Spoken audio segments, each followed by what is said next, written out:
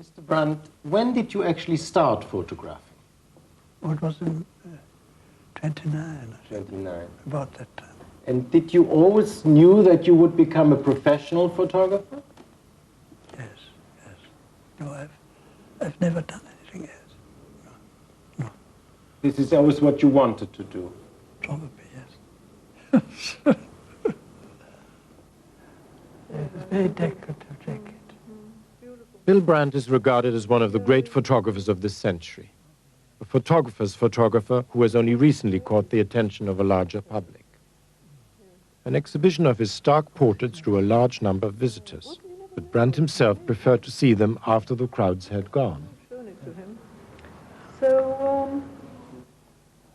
Bill Brandt was born in 1904 in London. Both parents were of Russian descent, and he spent his early years in Germany. In the 20s, he studied in Paris with Man Ray, who was then one of the most advanced photographers. Brandt was attracted by surrealism, a movement which shaped much of his work. In 1931, he settled in England and started to work as a photojournalist. Lawrence Durrell has said, Brandt uses the camera as an extension of the eye of a poet. Yet this gentle and modest man shakes off all accolades. He has said and written almost nothing about his own work, and his refusal to be drawn into any conversation about his photographs is legendary. Brandt has done for London what Brassai and Auger have done for Paris. The witty pictures of the social life in London during the 30s and the compassionate photographs he took during the Depression produced some of his most memorable images. During the Blitz and the blackout, he photographed the empty streets of London in a way nobody had ever done before. A poet and an historian, his pictures capture and preserve a world which has disappeared forever. She wrote her book when she was a child. This was Halifax.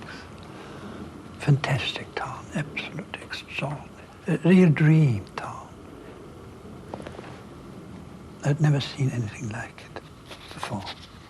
I was there recently, fairly recently, but a few years ago, and this is all quite different. There's no railway anymore, completely changed. But when we look at this photograph, Mr. Brandt, this is an enormously composed photograph, isn't it? Yes. Yes, it was lucky to have such a good composition. I didn't change anything. It was like this. And the boys, when they saw me photographing, they came running towards me. Yes, I was doing pictures of the miners, mainly in Northumberland. These people were in Northumberland, they were so nice. It was long before the war, of course. I had no introductions. I just knocked at the door and asked, may I take some photographs? And they were very friendly and said, oh yes, of course, do what you like. This too, same, because at the time they had no bars. They came out of the mines absolutely black. And there his wife washes him.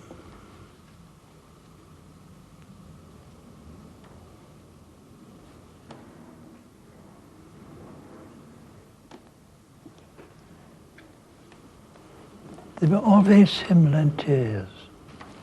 You know, one room where they cooked and had their meals, and always these extraordinary wallpapers, greyish wallpapers. But were you aware that you would produce a social document? Probably, yes. Well, I'd read quite a lot about the miners. It was at the time of George Orwell and Priestley. Priestley had written about Northumberland. Do you always know beforehand how a photo will come out, or are you sometimes surprised? I think I more or less know, because I see it in the camera. I mean, I see it in the reflex camera. I've used a reflex camera, and I can see the picture. I take it when I think it looks right. This was up near Tower Bridge.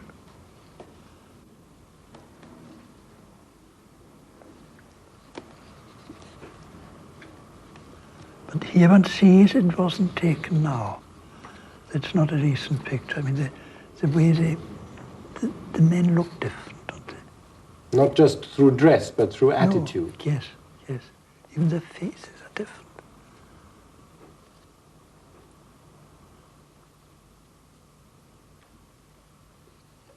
And this is, of course, this is a very old one of Escott. I haven't been there for a long time. I don't know whether this still goes on.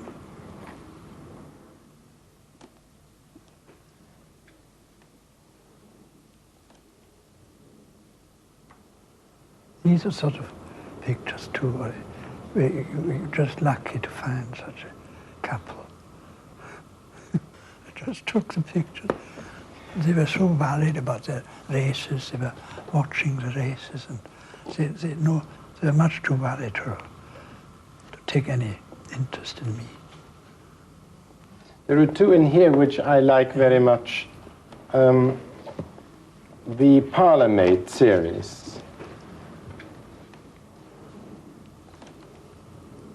Is the way maids were dressed then? It's really only that. This funny sort of caps.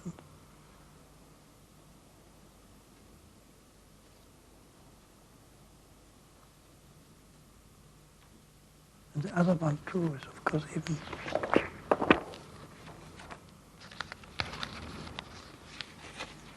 Yes, this one. Terrific character. It was one of those pictures that, again, I didn't really take. This woman has such character. You know, whatever she did, she looked good and right.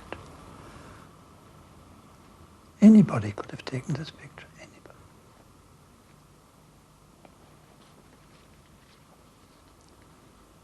But it is a different world, isn't it? From now, this wouldn't exist anymore. And at the time, it was quite normal. Do you regret the world? No. I don't regret it.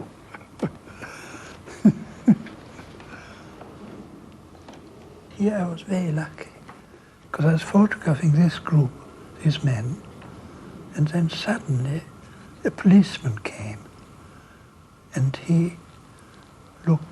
Of course, he looked at me at the camera, and it was just right. It made the picture. Sometimes one has to be lucky.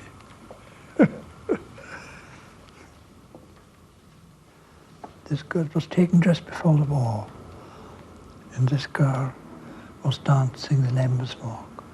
I was photographing the street and the children, and suddenly she started to dance.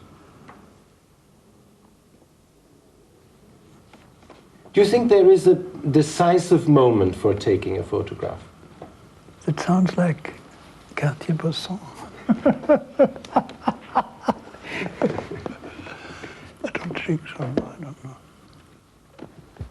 But this is something that you would never see anymore nowadays. It was, I think, the very early 30s that we saw these flower women standing at street corners everywhere with funny hats. And it's also something that you wouldn't see anymore nowadays. The street without cars, no cars parked.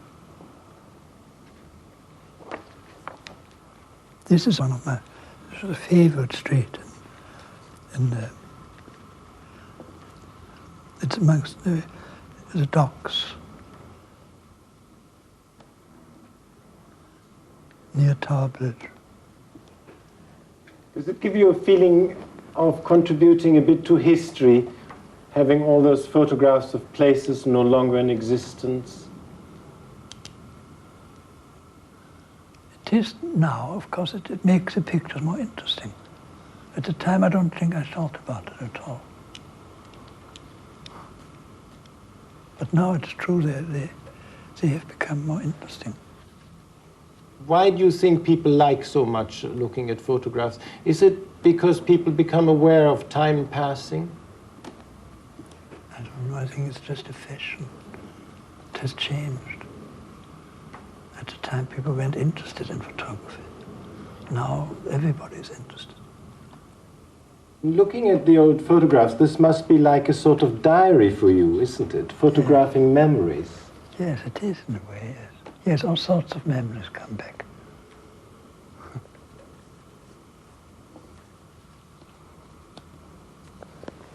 And this, of course, is black art.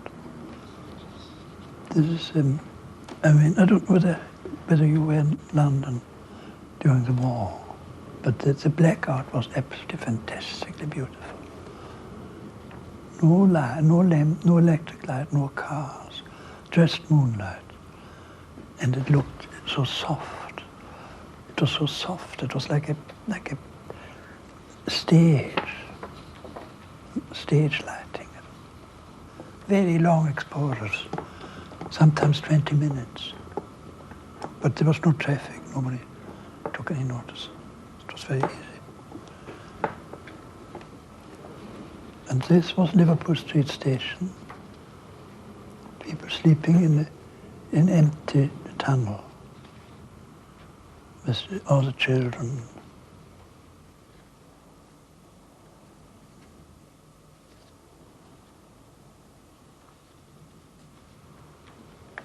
This is a wartime picture taken at Spitalfields Church in the East End.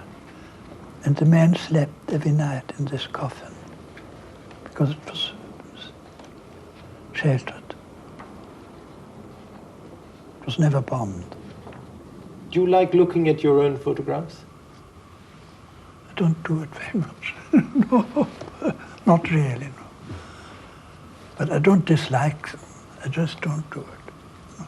You don't like very much talking about them? No. Are there a lot of photographs which never come out, which you don't like at all? Oh yes, I'm sure. Or is it like children, one likes all of one's children? No, not at all. But they may have to be published even if I don't like them. You know, when it's the magazine wants a picture. And do you arrange a photograph very much beforehand? Well, it depends what it is. Yes. A portrait, I do arrange, of course. Yes. Do you like taking people in their own environment? Oh yes, always. Mm-hmm. I always do. I always photograph them in their own environments. First of all, it makes a picture more interesting. It's not just the portrait, but it's the background. And it shows something of the person. But how does one prevent people from posing? They usually forget after some time, you know. They don't pose for long, don't think.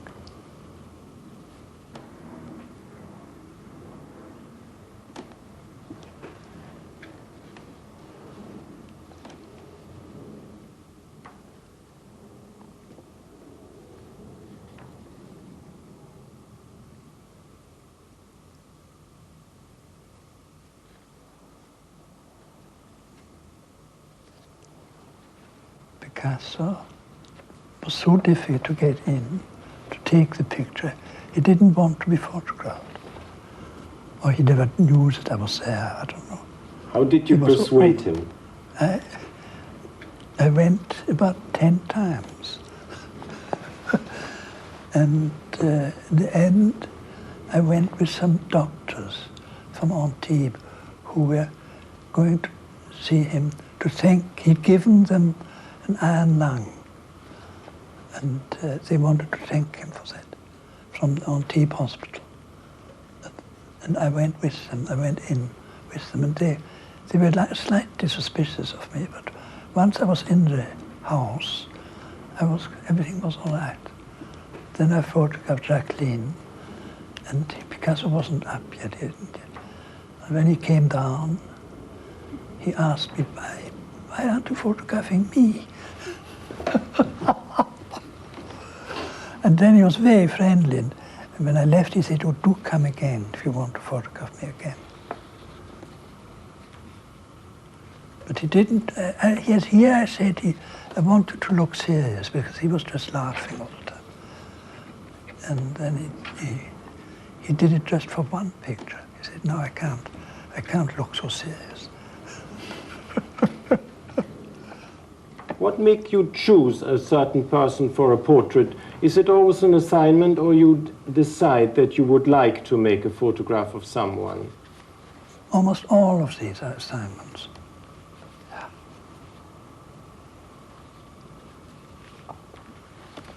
As Francis Bacon, the difficulty was to do it. I wanted to do it. I had chosen this time the spot where I wanted to photograph him. I wanted him to walk down here. But the light had to be right. It had to be twilight. The sky not absolutely dark, but fairly, so that the lamp was lit already, and he walked down. And he did it very well. You do like photograph people when they look serious? Oh, yes. If a picture is meant, portrait, if it's a portrait, it's meant to be for a long time, not just a snap for a family album, but if it's a real portrait, it must be good still. In 20 or 30 years' time, it must still look good. And a laughing picture, it's very irritating, to look at for a long time. But sometimes your own humor comes into it. For instance, when you photographed the Sitwell, I think you had a little bit of a humor. I think I was very intimidated photographing them, Because you're basically a very shy person. Yes, yes. I got on quite well with Edith, but it was difficult somehow.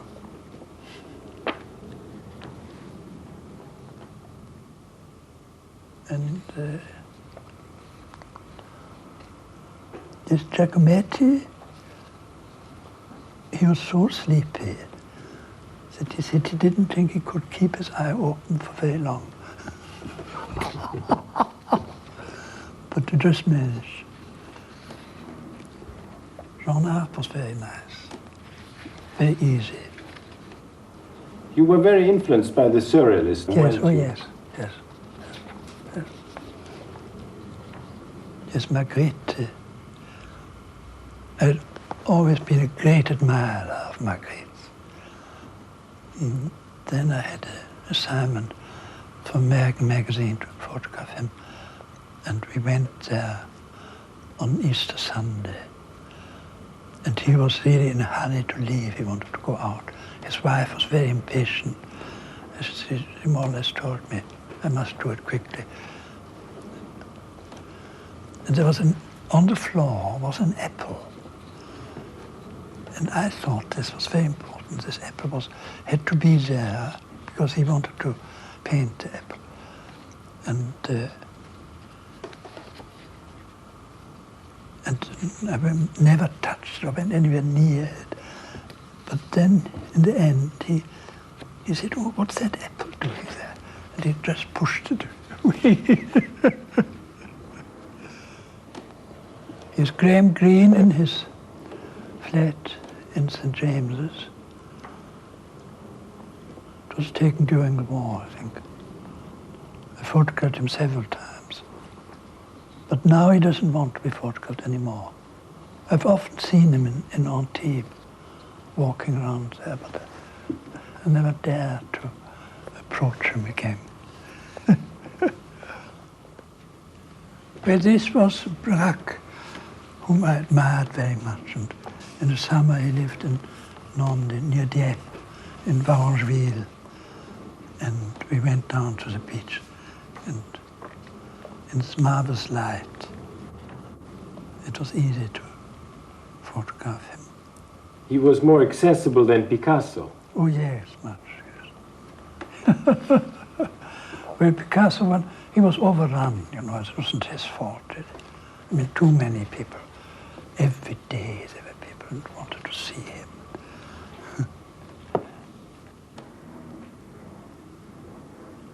You take many photographs when you do portraits? I usually take more than 12. I usually take about 24 exposures to be sure to have a good one, in case something happens to the first 12 or so.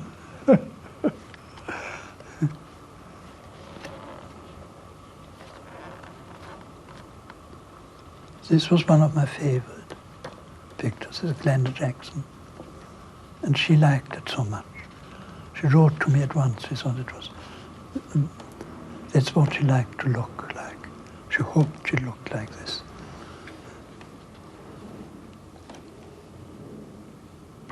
Yes, at the time I was very interested in Roquerie. And then I photographed him at his publisher's. And the room was so small that I didn't have enough distance. So I had to take him coming into the room with the door open.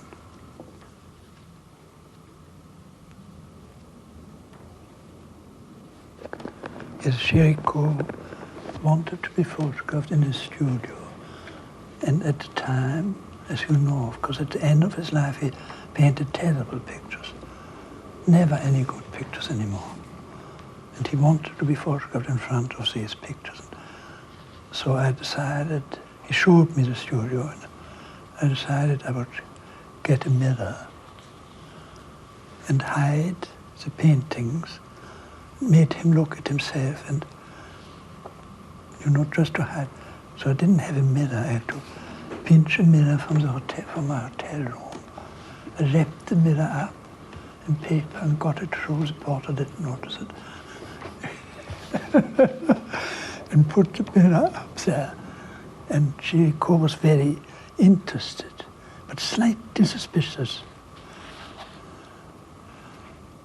I noticed that on many of your portraits, the sitter is always towards the edge of the photograph. Oh, really? Yes, funny. Yes. Yes, it's true, I didn't.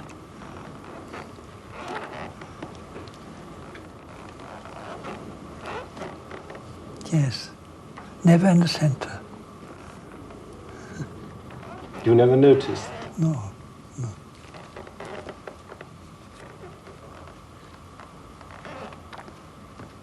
Yes. Yes.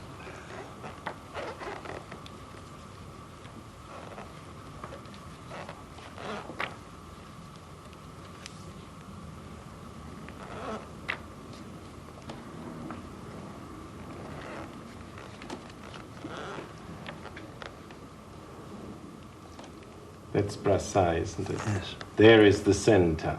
Yes, there's the center, yes. Are there other photographers you admire very much? Well, I do Brassai very much. I think Brassai more than anybody. Well, this I was asked by an American magazine to take a self-portrait of myself. And again, I could only think of a good background. And of course, I had to use a mirror. And the mirror had to stand on something here, hidden behind this white chalk. And was taken at my favorite district in the Sussex coast. But this was really very difficult because I couldn't see what I was doing. Do you think it looks like you or looked like you at the time? I don't know, I didn't mind about that so much. I wanted to produce a good picture. It was just luck. You know, this is very good, isn't it? The shape has come out well. It wasn't as if I had taken it. Mr. Brandt, you always do your own printing, don't you? Oh, yes. It is very important to do one's own printing. Yes, definitely, very important. Yes. Why is... Because I change pictures completely in the darkroom. It's really done in... Most of the work is done in the darkroom. You favor very much black and white. You do most of your photographs in black and white. Yes. Yes. Why have you made that choice? Because I didn't... I tried color, but it was never any good. Just the nudes it's very difficult to talk about the nudes because they're really my favorite pictures. This was my first nude. Yes. A bit inspired by Barthus,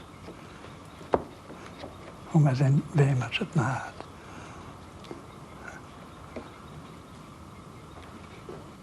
This is one of my favorite nudes. It's like an Ingres. Yes, a bit, yes. That was, Kenneth Clark said that.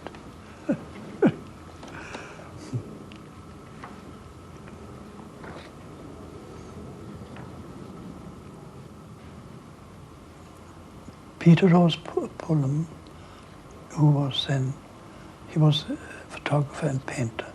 He told me that, I said I needed a camera with a very wide angle so that I could photograph rooms and get the ceilings in. And so he said, there is such a camera in Covent Garden. And he told me, and I bought it at once. It was for 5 shillings. I bought it. The most fantastic camera. And when I used it, I discovered that the camera distorted. The lens distorted everything. And I had never planned that. I'd never thought of that. But that's how these pictures, how they distorted. They're all a bit distorted.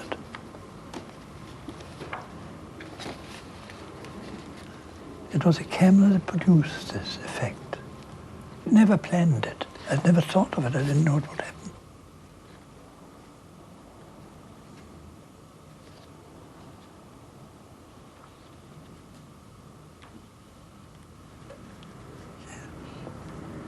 Taken with that camera again. You see, I could go very close to the feet, and so the girl was hidden. Completely hidden.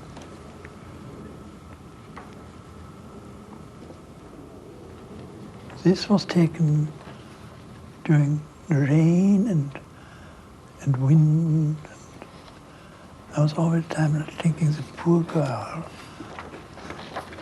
her hair was blowing around, and it must have been terribly cold. Technically, it was difficult to use the camera outdoors, really, because it had no shutter. I had to just expose with my hand and close again.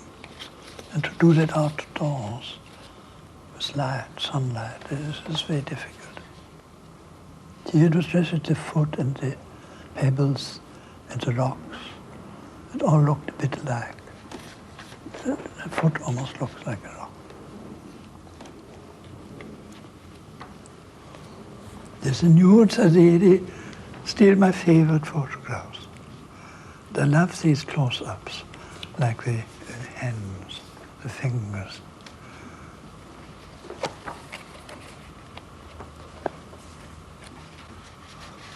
Here it becomes a bit like a sculpture, doesn't it? Abstract sculpture. This is very much like a landscape, I think. I think the Surrealist would have liked this one very much, with the umbrella in the corner. Yes, it was an old umbrella, very torn. I found it in Holland Park. It was completely gone to pieces, so you can see there. The nudes were always my favorite, but they were not necessarily very successful, especially in America. The first book, Perspective of Nudes, was a complete flop. They couldn't sell the book at all. When I took these pictures, nobody wanted them. This is the most successful picture. I don't know how many I've sold of this. It's terribly popular. I don't want to say how I took it. I don't want to give secrets away. You never had to go very far for your pictures. You found them almost at your doorstep. Yes. I've never been a traveling photographer. This was near Marlborough, in the Wiltshire Downs. It was just against the light, I think. This was a hill, and it was almost raining. I was very fascinated by this. It was such an abstract effect.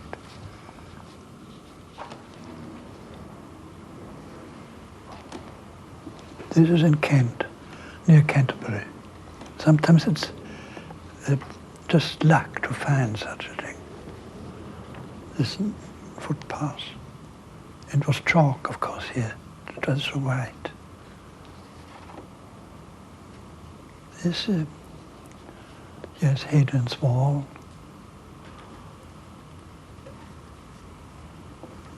You got a similar sort of effect between this photograph.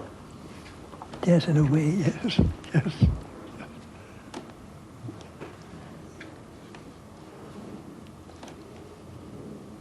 Are they many years apart, those two photographs? I don't even remember which one I took first. This is Isle of Skye. Very lonely place in the evening. Summer evening in June, when it was still light and at about 11 o'clock at night, it was still light. But the birds were terribly excited when they saw me coming here. They were flying very low over my head. It was quite frightening. This is Kew Gardens, summer evening. And there was this beautiful bird. There were no people, there was nothing, the bird was there. It was the only picture I took, just one snap.